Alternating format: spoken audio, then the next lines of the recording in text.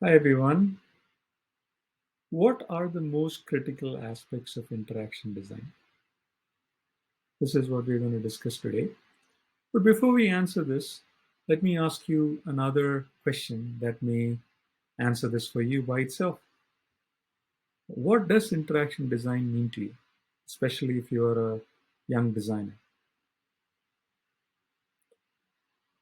The reason why I'm asking you is that because many people believe that interaction design is about coming up with unique and slick screen behaviors that will wow people for its technical superiority.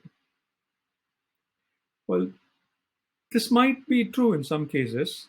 Uh, it might for some people, but most of those people might be enthusiasts who are, you know, interested in those technical aspects. This is not really the approach you should really take if you want the interaction to be adopted by millions of people, or if you want that to be part of a product that is adopted like in mass, right? So for that, you need the design to be really foolproof and thought free. What does this really mean when I say foolproof and thought free? What does it mean in terms of design language? If you break an interaction down into the fundamental building blocks, there are two things and two things only that you need to be worried about, which are affordance and feedback. And you just need to make sure that they are as clear and as unambiguous as possible. Affordance is a signal the interface gives the user that they can perform a certain action X on the interface. For example, like a knob, when you turn it or when you look at it, rather, it gives a cue that it can be turned in a certain direction, right? And a door giving a cue that it can be opened in a certain direction as well, and what you need to do that, right? In what direction you need to push. That is just by looking at it. It is not after interacting with it. That is affordance.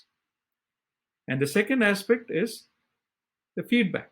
Feedback is about the indication that the interface gives you that your action, whatever you performed on it, has been received and processed.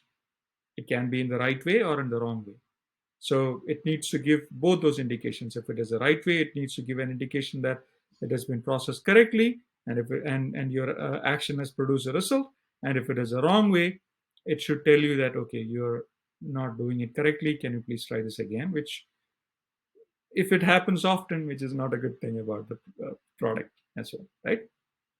So an example for this would be like a password prompt in Mac, uh, which is not the primary queue; it's a secondary queue that gives tells you in a fashion like which almost mimics a human head bob in the negative direction that says, "No, this is not the right password." Right. So, or another example would be the haptic sensation you get when a mobile transaction goes through.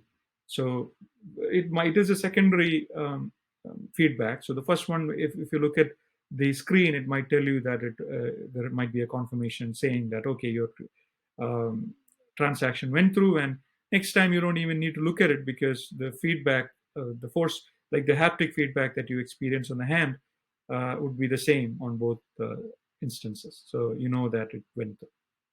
So these are critical. These feedback as well as um, affordances are critical in terms of success of any interaction you design, because this is really how the design communicates to the user and provides confidence that it is working and working as per the design. So the next time when somebody asks you what are the critical aspects of an interaction design that you develop, it is not the technologies or the cool tools that will help you design some really spiffy or cool interactions. It is rather the fundamental things of affordance and feedback. Hope this helps and have a lovely day.